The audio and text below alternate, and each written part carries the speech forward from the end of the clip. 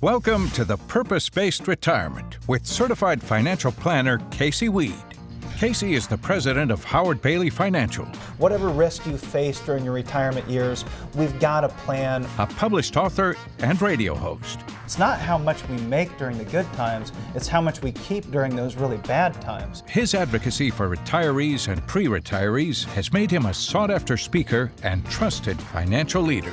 And putting a real plan together. This is the Purpose-Based Retirement.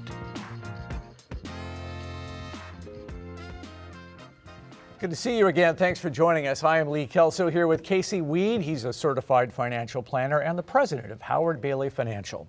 You know, when you get to a certain age, they always recommend that you have a medical checkup once a year. Well, we're going to talk today about a financial checkup that you may want to undertake and exactly how you can get started and what you need to be looking for. And then a little bit later in the program, we have questions from viewers, including one about when is the right time to take Social Security. That's something many people care about. So we'll get to that in just a few minutes.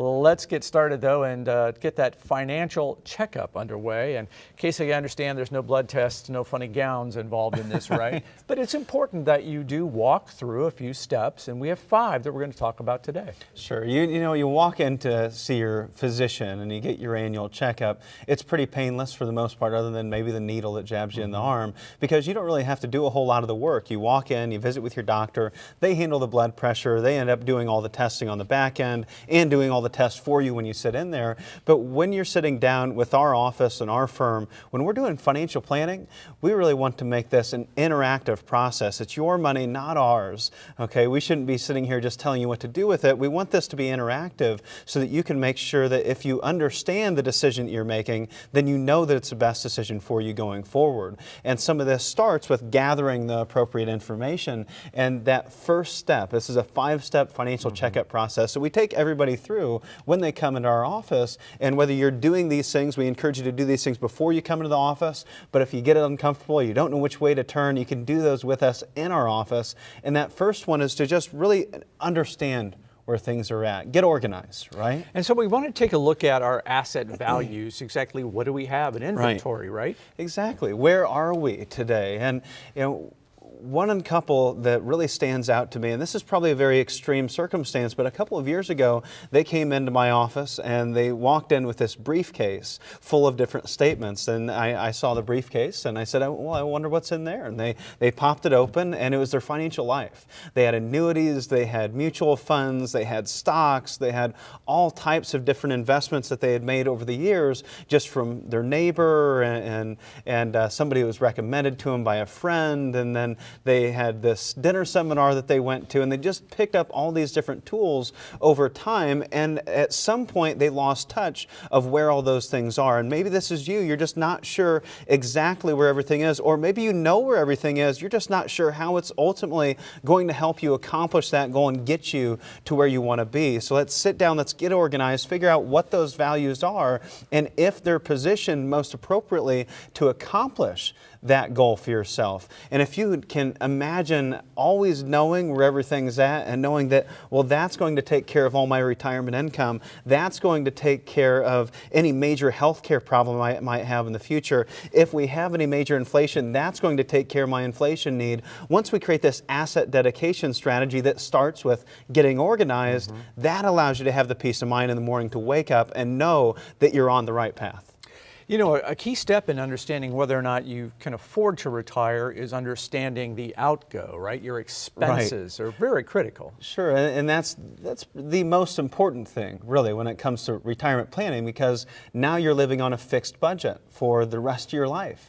This is unemployment permanently. Right. And so we have to be prepared for that. And the biggest way we do that, to figure out how much we ultimately need for retirement, is to figure out first your expenses. But so often we're picking out this arbitrary number and we don't know what our number is. How much do we need to have saved for retirement is based on your expenses, not just well, you need to have $1 million to retire, or you need to have $500,000 to retire, has nothing to do with the average that people have saved for retirement, has everything to do with your own personal budget, your own personal expenses, and we can help you with that budget. We can help you to understand what your expenses are, and once we can understand the expenses, we can work things backwards, and now you can know what you need to have. Maybe what you'll find out is now you realize you have enough saved for retirement, and you can retire maybe earlier than actually expected, but that all starts with a plan, again, not just picking a number out of the air. So imagine having that. And having a plan that covers all of the major risks you might face in retirement. Sure, just having a plan to understand your risks, right? So risk management is going to be the third piece of this. How much risk are you currently taking with your portfolio, and how much risk do you need to take with your portfolio? I sat down with a couple the other day that had a portfolio saved for retirement, and they were concerned about having too much risk. And this was just one piece, one 401k that they had, and they had around $275,000 in this one 401k that was invested in the market. And I said, how do you think that's invested? They said, well, I think it's pretty conservative. And I said, well, what does that mean to you, that it's invested conservatively?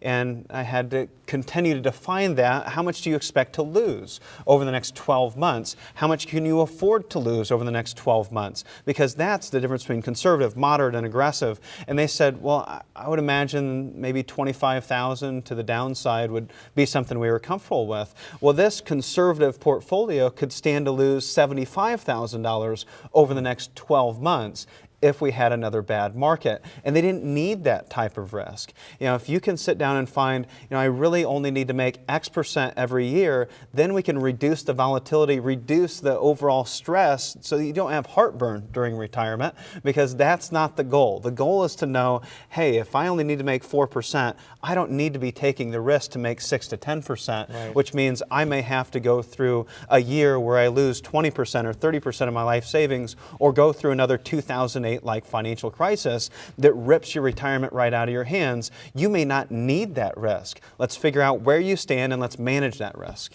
And it's also important to manage an expense that you just cannot escape, even in retirement, and that is taxes. Right. We want you to bring your tax return with you, understanding what you are currently paying in taxes today, both your earned income and any unearned income or passive income that might be created. Are you paying more in taxes? Are you maybe not taking advantage of deductions or tax credits that you could pick up? Or are we maybe not putting dollars in the right accounts in order to create a tax-free retirement for yourself? Maybe you have a bunch of after-tax dollars that you're paying taxes on every single year, whether you spend those dollars or not.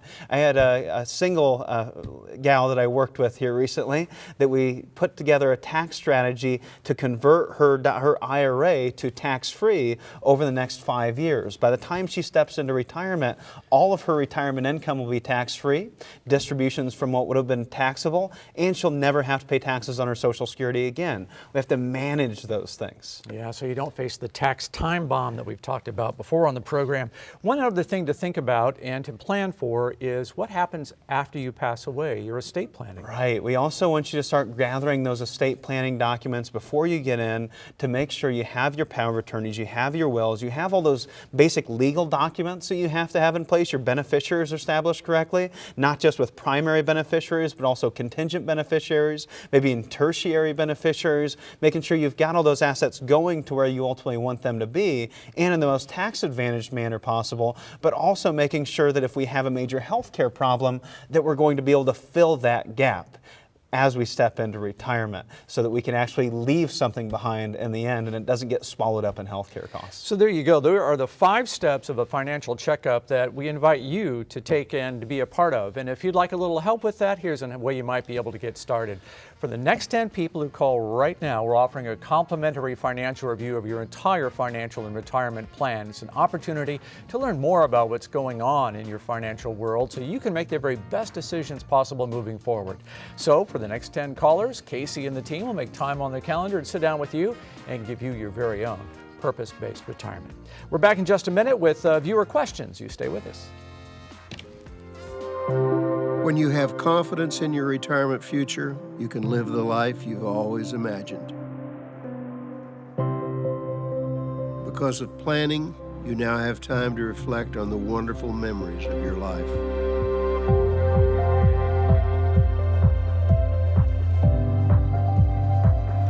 You and your spouse finally have the luxury of leisure time together.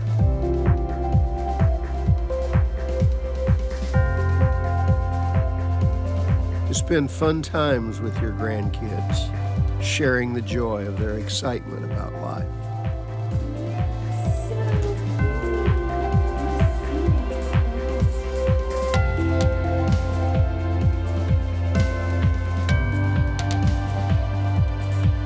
Smiling at the thought of quality time with your children and of picking up the check.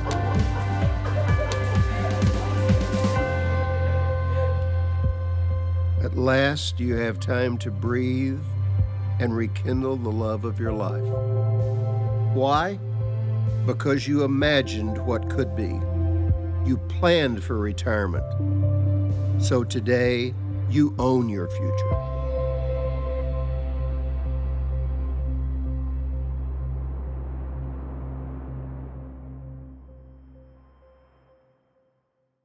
You need a plan for retirement to create the lifestyle you've always dreamed of. The first step is to tune into the Purpose-Based Retirement Radio Hour with your hosts Casey Weade and Marshall Johnson every Saturday morning at 11 and Sunday afternoon at 1 on 1190 WOWO and 107.5 FM. Welcome back. Each week, Casey gets questions via email from viewers, and we pick out a few of those and invite some of those people to join us on the program. So Stan is with us today from Muncie. Stan, what's your question for Casey? Yeah, I've had all my 401k invested in a money market for the last 2 years, waiting for a better opportunity, really to get in the market. But I think I've missed out on about 10% or more in gains. So I've been thinking about taking a portion of it and putting it in an annuity. But I'm not sure I want to tie things up until a better opportunity comes along. Is this the right thing to do? Well, Stan, I'm glad you're asking the question whether you should be staying cash or not. I know you're not alone in this, and I think that this really comes down to having a plan, because that's what it sounds like you're missing out on here, is that you don't have a reason for doing what you're doing other than to get that money working for you.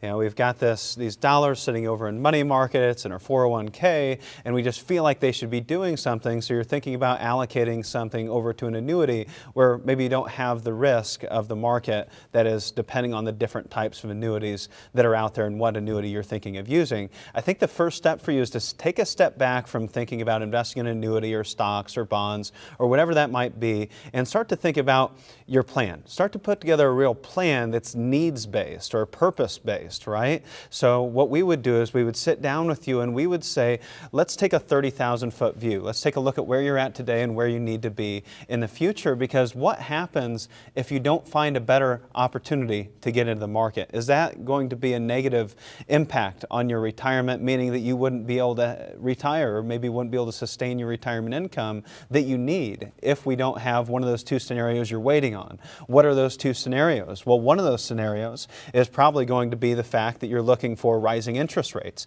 The other one is probably looking for a better time to get into the market at a better valuation where it looks like stocks are less expensive than they are today. Well, what if we don't see those things happen for a number of years? Everything works in cycles. Those things will happen sooner or later. But let's talk about the stock market, for instance. Currently, we look at a little over 26 on a valuation of the market. So we see a very expensive market.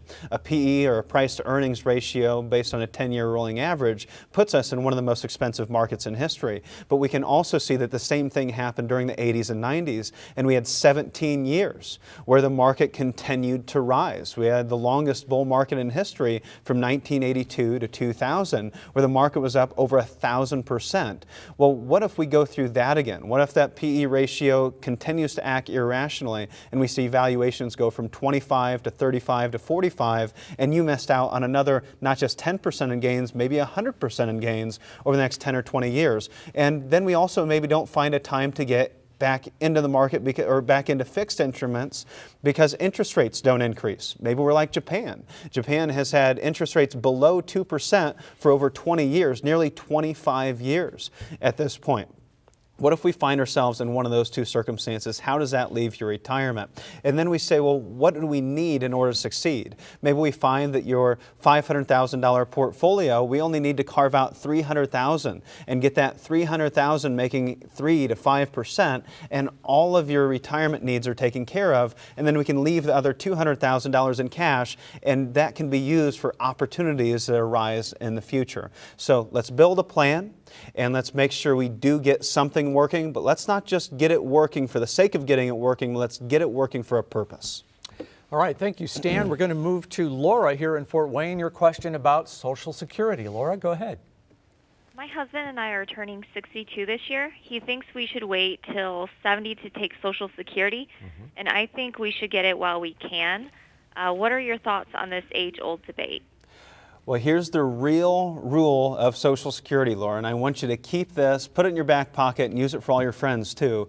Turn on your Social Security benefits when you need the income. That's the bottom line. That is the golden rule. When you need that income, you start to take it. You don't delay your Social Security benefits and spend down the dollars that you've saved for retirement in order to delay something that's going to change at some point in the future. We're actually going to talk about some of those potential changes to Social Security here in our next segment, so stay tuned for that as we talk about some of those potential changes. And as we outline those things, I think it really reinforces the fact that while we see that we should get more income as we delay our Social Security, it's going to cost us something to do that potentially as well. So for my clients that I work with that have a lot of dollars saved for retirement, and it doesn't matter if they spend a good chunk of them over the next few years, maybe we can implement some unique tax strategies and potentially get more income from Social Security by delaying, and it makes sense for them because they don't have to spend a whole lot to do it. Now, for most people that we meet with, we're going to find that they have to spend 6 figures in order to delay Social Security from 62 to age 70, and that really eats up a lot of the extra Social Security benefits that they were going to receive in the first place and a huge amount of their savings. So this is very individualistic. However, the golden rule, again, is if it's going to cost you money, if you need the income, then you need to go ahead and take your Social Security benefits. Thanks, Laura. We're going to jump over to North Manchester and Melissa. Melissa, your question for us about your 401k. I'm thinking about rolling over my 401k to an IRA at the bank. What are the pros and cons? Well, Melissa, the number one reason you would do a 401k rollover would be because you want greater control over how those dollars are invested. Where inside of your 401k, you're restricted to what types of investment options that you actually have. You're restricted typically to mutual funds. Now, there are some 401ks out there that allow you to invest in individual stocks, maybe even individual bonds potentially. But most 401ks stick you in a box and give you access to 10 or 15 different mutual funds and very few conservative options. So rolling those dollars out of that 401k might give you access to a place where you could make 3% to 5% without getting the risk of the market. Those stable value and money market funds are going to the wayside for the most of these 401ks that are out there today. Now, the downside is that now you're moving it over to an IRA, and that gives you if you're over the age of 55 but not quite 59 and a half, you're losing out on some provisions that a 401k has. So I would encourage everyone, if you ever depart from service, to potentially leave some of those dollars in your 401k, because there's a special provision in your 401k for those that are over the age of 55 instead of 59 and a half to avoid that 10% penalty tax. And that's something that I see a lot of individuals, advisors also miss out on at the same time. But it's going to give you more control. Now, going over to a bank, that's a whole nother story. You're going to a bank, meaning that you're going to be stuck in some kind of a box. They might call themselves independent advisors, but they are at the mercy of the bank on what type of investment options that they offer to you. Working with a truly independent financial firm will give you greater scope and depth to the investments and products that can be used for that IRA or those 401ks you're rolling over. Melissa, thank you for your question. Same to Laura and Stan. Appreciate that. We'll have an email address where you can send questions in just a minute. First, our special offer for the next 10 people who call right now. We're offering a complimentary review of your financial and retirement plan. It's an opportunity to get an education about your money so that you can make the very best decisions you can moving forward. So again, the next 10 people who call 482-9559 Casey and the team at Howard Bailey will make time on their calendar, sit down with you, and give you your very own purpose-based retirement. On now to our question of the day. Which one of these solutions could save Social Security? Would it be an increase in the birth rate, raise the full retirement age, maybe a little higher payroll tax, maybe we reduce benefits, or all of the above? Casey's got his thoughts when we come back. You may have a purpose for your retirement, but have you repurposed your assets to help you achieve your dreams? At Howard Bailey Financial, we believe in the purpose-based retirement. We help you determine a clear plan of action to get you to your goal. We can help you review all of the variables, find and understand your options, and help you come up with a strategy that gets you closer to your purpose. Let Howard Bailey help you achieve the retirement you deserve. You need a plan for retirement to create the lifestyle you've always dreamed of. The first step is to tune into the Purpose-Based Retirement Radio Hour with your hosts, Casey Weade and Marshall Johnson, every Saturday morning at 11 and Sunday afternoon at 1 on 1190 WOWO and 107.5 FM. So going into the break, we asked our question of the day. It was, which of all of the solutions that we put on the screen for you could be the answer to fixing Social Security in the future? Casey, the answers are there. Which one is correct?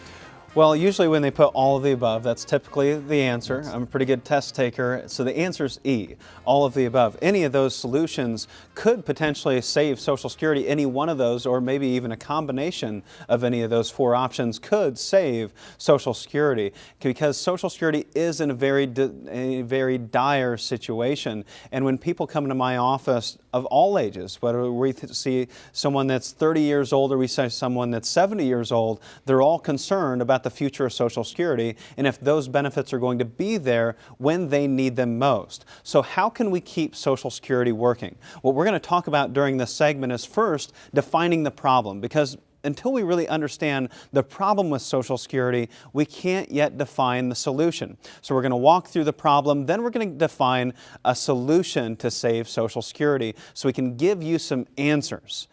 First, the problem. The foundation of the problem really comes down to demographics. Back in 1975, we had 3.2 individuals working, paying payroll taxes for every one Social Security beneficiary. Today, we have about 2.8 individuals paying payroll taxes for every one Social Security beneficiary, and by 2040, we will have 2.5 individuals working, or 2.1 individuals working, for every one Social Security beneficiary. So how does Social Security work? Well, individuals pay payroll taxes. Now, today we've got 2.8 workers paying payroll taxes at a rate of $5,800 times 2.8, that's $16,240 collected in payroll taxes. Then there's a shortfall if you have a benefit of $17,000. So our retiree in this example is going to receive $17,000. $16,000 is generated in payroll taxes. So the trust fund reserve, which started collecting payroll taxes back in 1985 and has accumulated a couple $1 trillion, is used to make up that gap or make up the difference. Now, you may have received your Social Security statement here recently over the last couple of years and found that it says there's going to be a shortfall in 2034. In 2034, it states that about 79% of your benefits, about 79% of those benefits will be received by that time because the trust fund will be depleted. In part, that's because of payroll taxes going down because we don't have as many individuals paying payroll taxes, and that payroll tax accumulated of, say, $14,000, we can't meet the gap with the trust fund, so a beneficiary with $18,000 in benefits they were entitled to would now only receive $14,220.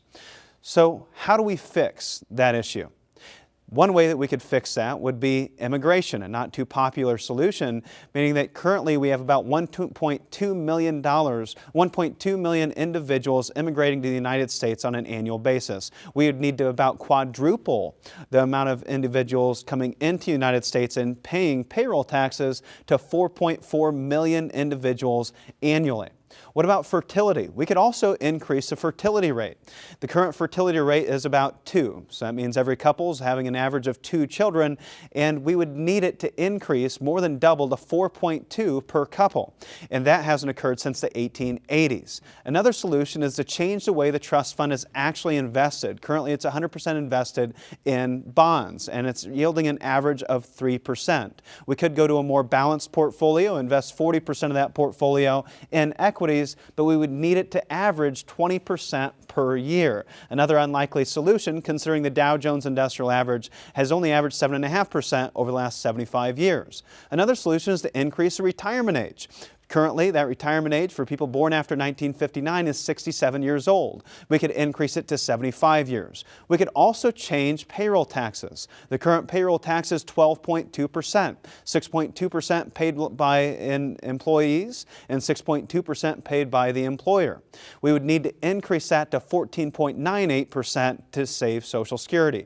Another solution is to reduce the amount of Social Security benefits that beneficiaries are to receive from 100% down to 84%. Or we could do a combination of a couple of different solutions. For instance, we could eliminate the taxable maximum. Currently, that's about $118,000. We could eliminate that and apply payroll taxes to those over $400,000. We could have a gradual tax increase on those payroll taxes to 14.4% from 12.4%. We could lower the cost of living adjustments by 1 percentage point a year, or raise the retirement age to age 70 versus age 67. Or we could pick 3, where we could adjust the taxable maximum of Social Security from $118,000 up to about $300,000, slow cost of living adjustments by 0.5%, apply a 6.2% tax on investment income, and raise the retirement age from 67 to 69. Or we could pick 5, probably the best solution, meaning that we have to take the smallest amount of hits. We apply a 3% payroll tax on earnings above the Social Security threshold, raise the retirement age so that it matches our life expectancies, slow the cost of living adjustment by 0.3% a year, gradually increase payroll taxes from 12.4% to 13%, and decrease the benefit level by changing the way that is actually calculated from the average of the 35 highest years to an average of 40 years. So what can you do? What you can do today is know your number in the first place. Get your statements, go to ssa.gov, download your statement, bring it in, and put together a plan. Once we know that number, we can put together a strategy, a plan of action, so that you know the best time for you to take that Social Security benefit. And then we can stress test your plan. So we often talk about stress testing your investment portfolio so that we know that if we go through a lost decade, a bad 10-year period, or a bad 5-year period on the front end of retirement or right before retirement, that you're still going to be okay depending on how you're actually allocated. Or we can also stress test your Social Security. We can lower that benefit or lower your cost of living adjustments to make sure that you're still going to be okay regardless of what happens with Social Security or the market. So I think it's pretty clear that something has to be done with Social Security, and none of us, I think, really want to just wait for Washington to solve it. That's why we hope that you'll be playing an active role by getting involved and having a plan. And the first step to that is to be one of the next 10 people to call us right now. We're offering a complimentary review of your entire financial and retirement plan so that you can learn what might be in your future and you can make great decisions for yourself and your family going forward.